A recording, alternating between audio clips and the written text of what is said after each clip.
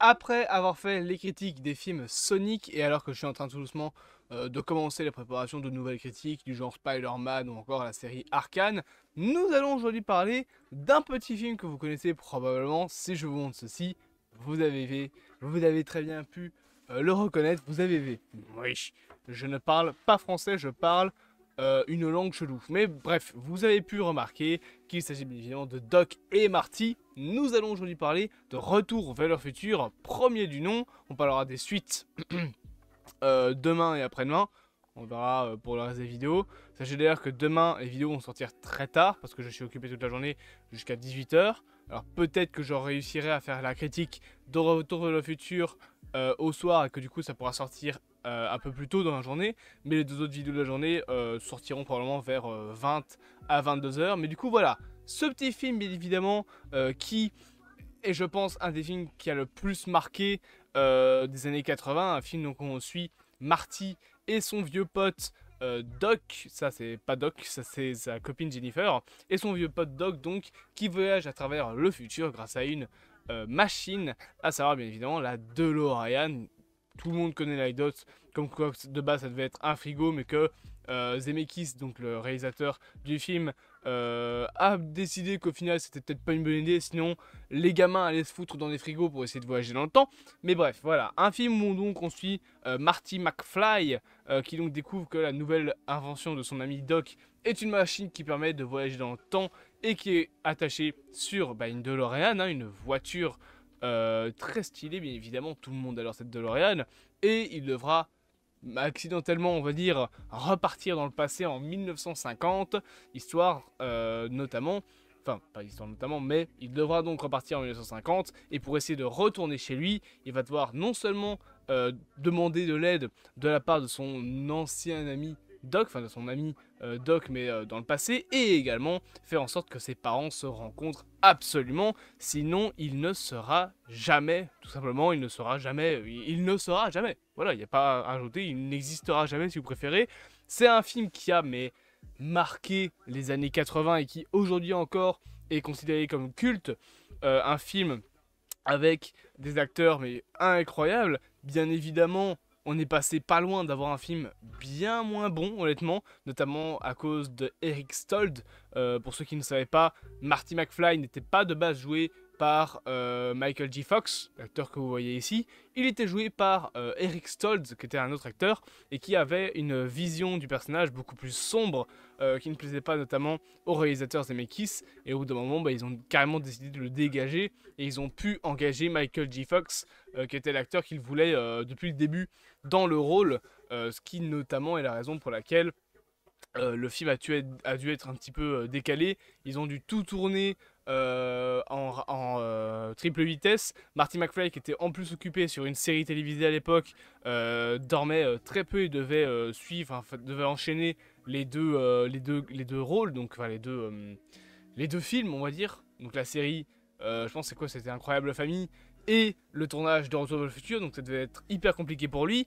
Malgré tout, voilà, on a quand même un film qui est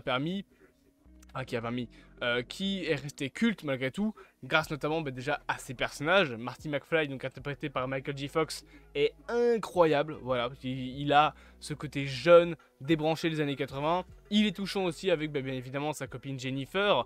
Bien évidemment, le duo Marty-Doc est sublime. Alors le film a vieilli, voilà, hein, beaucoup d'effets spéciaux ont mal vieilli, notamment la fameuse scène de la téléportation avec Einstein, le chien de Doc. Donc la première fois qu'ils utilisent la machine, donc la DeLorean, c'est pas avec des humains qu'ils l'utilisent, mais avec du coup, comment dire, avec le chien, voilà, donc avec Einstein, qui part dans le passé dans le futur, je pense, pendant une seconde avant de revenir dans le présent, et du coup, tu as la DeLorean qui leur fonce dedans au moment de se téléporter, ça fait des grandes flammes, et bon, faut avouer que l'effet se voit, quoi. L'effet spécial à ce moment-là se voit de nos jours. Malgré tout, écoutez, ça reste un film qui est extrêmement bon, une des meilleures comédies. Bien évidemment, le moment où Marty part dans le passé, rencontre son père déjà, qui voit que c'est un gros raté. Également rencontre sa mère. Le fait que t'as sa mère qui va le draguer, ça c'est... voilà, c'est... ok, super. et qui va voilà, carrément essayer de se taper sa mère. Le bal, le fameux bal à la fin du film qui est incroyable. Voilà, concrètement c'est vraiment un film qui est, je trouve, très bien écrit. Et c'est carrément pour moi, je pense, le meilleur de la trilogie, voilà, parce que le 2 est un petit peu plus brouillon, je trouve, dans son écriture. Et le 3, je suis moins fan de l'ère western. Là, l'ère qu'on voyage, enfin dans laquelle on voyage, c'est donc l'ère des années 50. Et je trouve que c'était vraiment très cool. On a des personnages qui vont être vraiment touchants. On va avoir Michael J. Fox qui interprète Marty et qui est censé donc être le mentor en gros de son père. Donc on va avoir le fils qui, d'après ce qu'il sait de son père dans le présent, va aider son père dans le passé. Ce qui va faire que quand il va revenir dans le présent, eh bien son père aura complètement changé. On va avoir aussi des séquences assez sympathiques avec Bill Tannell normalement.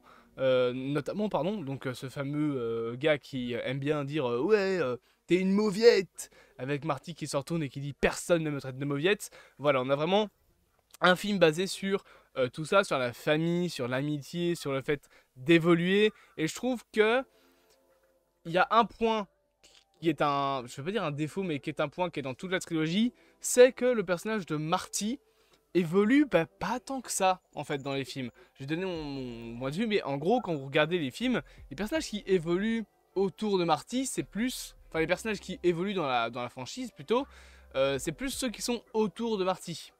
Je prends par exemple, du coup, Retour vers le futur 1, vu que là, on parle uniquement du 1, on parlera des deux autres par la suite. Mais quand vous regardez le film, il commence au départ comme étant un gars avec, voilà, sa petite copine, un pote qui est un vieux fou qui crée des machines, c'est un lycéen, voilà, bon, concrètement, c'est l'ado des années 80, un peu cliché, on va dire, qui est présent, donc bon, voilà, hein, il est comme ça, mais à la fin du film, excepté donc qu'il a eu son solo de guitare, qu'il a sauvé tout le monde, etc., bah, à la fin du film, la seule évolution que je trouve qu'il a, c'est le fait que il comprend la machine, donc la DeLorean, il sait son pouvoir, mais ça n'a pas vraiment, je trouve, de grand impact sur lui-même d'avoir sauvé son père. Genre, par exemple, on n'en reparle plus dans le deuxième film. C'est un truc qu'on aurait pu explorer, c'est comment est-ce qu'il ressent le fait de pouvoir littéralement changer le temps à sa guise. Ça, on n'en parle pas tant que ça. Et en réalité, c'est plus les personnages autour de Marty qui vont lui évoluer. Le père de Marty qui va commencer en étant un petit raté, on va dire, qui veut réussir à aller au bal avec une fille. À la fin, il finit par foutre un énorme pain à Bill Tennant. Alors, c'est peut-être pas fait exprès, ok, mais à la fin, il va finir par être beaucoup plus sûr de lui et ça va changer le présent au point que dans le présent, Bill sera leur homme de main, si je puis dire, et son père va devenir un grand homme d'affaires et un grand écrivain.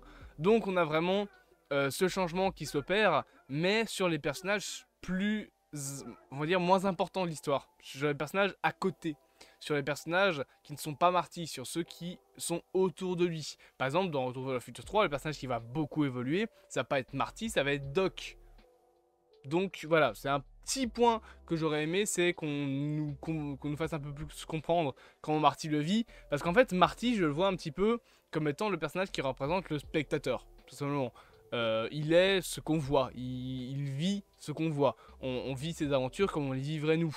Il est un petit peu détaché de l'histoire et c'est un petit peu il représente un petit peu pour moi les yeux d'un spectateur qui dirait à tel personnage mais il faut que tu fasses ce choix là sinon ça va mal se finir pour toi. C'est un petit peu ce que je retrouve là-dedans. Alors on n'est pas sur une logique scientifique très poussée, je trouve, dans les films, dans le sens où, bon, il y a plein de paradoxes temporels hein, dans Retour vers le futur, on le sait. Mais malgré tout, je trouve que l'explication qui est donnée, déjà, est bien placée. C'est un truc qu'on doit notamment à l'alchimie de Christopher Lloyd et Michael J. Fox, c'est que quand on nous explique comment fonctionne la DeLorean, ça fonctionne, voilà, ça fait pas rajouter, ça fait naturel, c'est un dialogue entre deux potes. Donc voilà, il y a vraiment tout ce côté avec les explications, avec les scènes d'exposition qui sont bien amenées dans le film, et une scène d'exposition mal amenée, ça peut très vite faire ridicule. Je vais prendre l'exemple de Welcome to Raccoon City, donc le dernier film Resident Evil, t'as des scènes d'exposition dans ce film, c'est une catastrophe honnêtement. Elles sont longues et elles n'ont pas vraiment l'air d'être naturelles quoi. Bon après, on n'est pas là pour parler de Resident Evil, mais voilà, c'est un petit peu l'avis que j'avais à proposer concernant Retour vers le futur. Si vous ne l'avez pas vu, bah, allez le regarder vraiment parce que c'est un excellent film encore une fois. Un film vraiment bien feel good avec des personnages très attachants, avec une très bonne histoire très touchante. Je vous conseille vraiment de le voir et surtout de le voir sachant maintenant où en sont les acteurs de la franchise, notamment Michael J. Fox qui lui était à l'époque, enfin il ne savait pas encore, mais qui aujourd'hui est atteint de la maladie de Parkinson et quand tu le vois, quand tu vois à quoi il est aujourd'hui, enfin où il est aujourd'hui et ce qu'il était dans l'époque, t'as une autre vision de Retour vers le futur.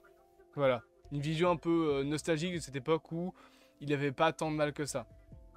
Aujourd'hui, bah, il fait un petit peu peine à voir, c'est un petit peu triste pour lui, Michael J. Fox, parce que voilà, tu te souviens de lui en Marty McFly, et à l'époque il était énergique et tout, c'était trop bien. Donc je vous conseille vraiment de voir ce film. N'hésitez pas bien évidemment à vous abonner, à partager, à liker et à commenter. Et on se dit à bientôt bien évidemment pour de prochaines aventures.